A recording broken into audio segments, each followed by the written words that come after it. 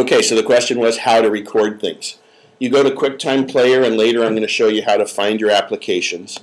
And you go to New Screen Recording, which of course is grayed out now because it's running, and you just simply hit the record button and it will store it. Now, caution is, I have a pretty big hard drive in here, so I'm able to store a lot of it. Videos take up a lot of room because it's capturing the whole screen. So just be prepared and don't leave it running because you could really get some big files. As we go through here, if we change subjects and stuff, remind me to stop the recording and start it again because I want to go ahead and make sure we don't have one long recording that you guys have to wither through the whole time. So, as far as the dock goes, I want to move it to the left side, so I go up to the Apple logo and come down to Dock and then say Position on Left.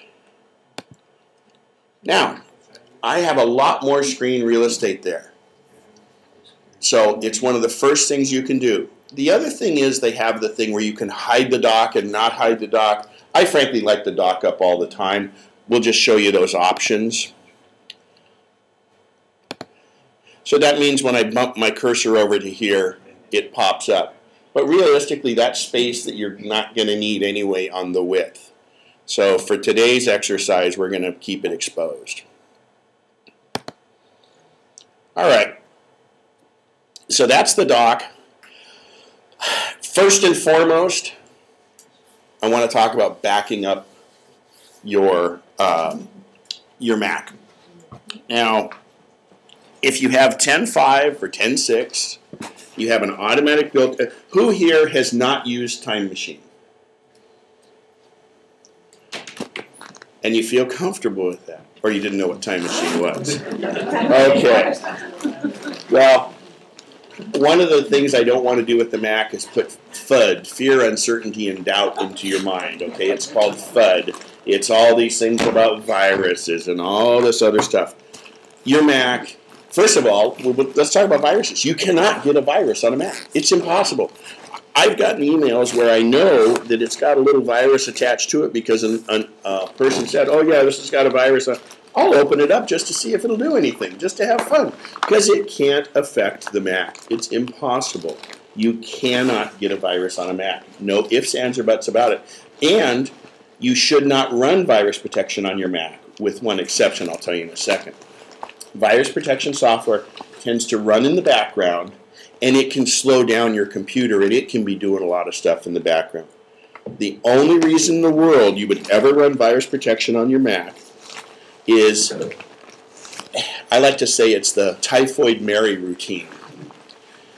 If someone sends you a file or an email that has a virus in it, you can pass that virus to someone else with that email.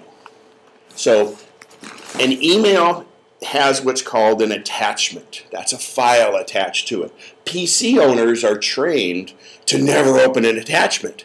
So, unfortunately, they're not going to get some of these little jokes you get sent, some of these other things, because they're so paranoid, rightly so, that they're going to get a virus.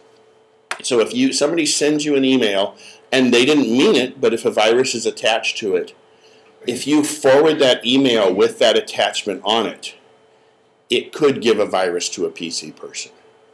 So, go ahead. What about if you're running Microsoft Office? Well, now Microsoft Office is a little different because they can do macro viruses, which is on there too. But a file is a file.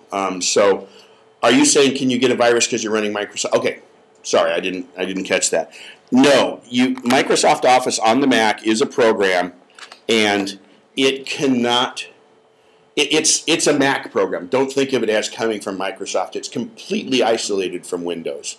The Mac operating system is such that it is designed so it cannot get a virus. The only way someone could ever put a virus, or malware is what it's called, on your computer is with a thumb drive, put it in, and they would have to have your password for your computer to install it. And at that point, you could never replicate it to other people. There's no self-replicating viruses on there. Brings up a good question, though. So Microsoft Office is safe. But is anyone here running Parallels or one of the Windows emulators? Okay, so that allows you to run Windows on your Mac if you want, Parallels, VMware, Fusion, things like that. The Windows portion could get a virus, but it will only affect the Windows portion. So it's a little folder. So your Mac is still completely isolated from it, and the worst thing that could happen is you would have to reinstall the Windows part. So your Mac part is safe. So consequence there is, as much as you can, don't go on the internet or check your mail with the PC side. Just do what you need to do and get out. What about spyware?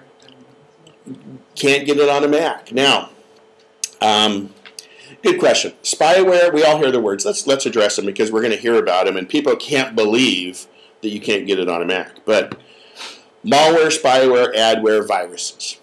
Viruses are just like they say. It's something you can spread, and it just goes to the computers. And actually, one of the most common ones is, on the PC side there's a virus or a Trojan horse, same kind of thing. Trojan horse, think the horse goes in and it opens in your computer and goes and gets stuff and comes out. It goes into the Outlook and it harvests all the emails out of the address book in Outlook. And then it's really sly because it doesn't send everybody an email from you, because that'd be easy to trace. It picks one number, one name in that address book, and emails everybody else in the address book from that one person. So there's some familiarity there. And then it goes to those people, and then it just keeps spreading. And that's how emails get harvested. So we're going to talk in mail later. We're going to talk about BCC, which also keeps your address safe from getting harvested. But it's just, there's so many things. Malware means it can do vicious things inside your computer. It can actually go in and erase hard drives on a PC. So a PC person has to be really worried and really paranoid. There are also things called keyloggers, where they can go along and as you type things in, like your password to your bank, it can record that and sends it back to somebody. On a Mac, a malware could get put on a Mac, but it'd have to be inserted manually. Somebody would have to be right there, and they'd have to have your password. But it's so unlikely, it's not even an issue. Recently, I've gotten 2 emails from what looked like my family members, and I opened them up, and they were all like disgusting Viagra stuff. And your family probably realized that wasn't, they weren't. So how did they steal my family's? This is really appropriate to ask because this is one part where you are affected on a Mac, but not from a virus standpoint. It's from an email standpoint. So somehow those email addresses got harvested somewhere, and a spammer got a hold of them. A spammer will sit there. It's okay if it doesn't bug you guys. I guess we need stickier tape. Sorry. Someone could have got it harvested, like we talked about, out of the Outlook address book. But the other thing that happens, I've had this happen to people recently, their Yahoo account got compromised and somebody went in and sent emails out from a Yahoo account. I had one guy I know who said he was in Europe, or I'm stuck in England, I don't have any cash, can you send me dollars? And what I found really funny is, and this is actually a guy that I know pretty well, and he travels a lot because he's Dutch. And I thought, oh man, is it really? But I noticed it said U.S. and then the dollar sign was after the U.S. And that's not how we do it, but that's how they do in other countries. So I knew it wasn't from him at that point. That email address got compromised by someone cracked into Yahoo and got his email address. And it may have been a guessable password. So this one from the family is somehow some spammer got that email address. And the spammer can send out stuff. They can send out 300,000 of them for free. So once it's happened, how do you get rid of it? Can you block it in any way? Good question. Yes and no. I've been people have said somebody's got it, that it keeps coming into my email box. And when I go through Mac Mail, we're going to talk about junk. But now, who here is using Mac Nexus as their email address? Okay, and who's using Gmail?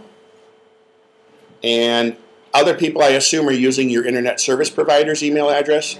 we're going to address that very soon, and that might help. So, Hotmail. What? Hotmail. poor guy. I started with it. I know, I'm giving you a bad time. Back to security. Okay. So the only thing you need to do is keep the firewall on, or is that necessary? Or you mean, actually, you don't have to necessarily have firewall. You just want to make sure file sharing's off. But if you have a firewall and everything's working around it fine, I have my thing is that now there's so many things like Apple TV and different devices you can go. I can go in and watch my TV at home through my computer there and stuff. So a firewall makes that a little cumbersome. And frankly, to me, I have my wireless password at my house. So if you have it and it's working, keep it up. If not, as long as you have file sharing off, you should be okay.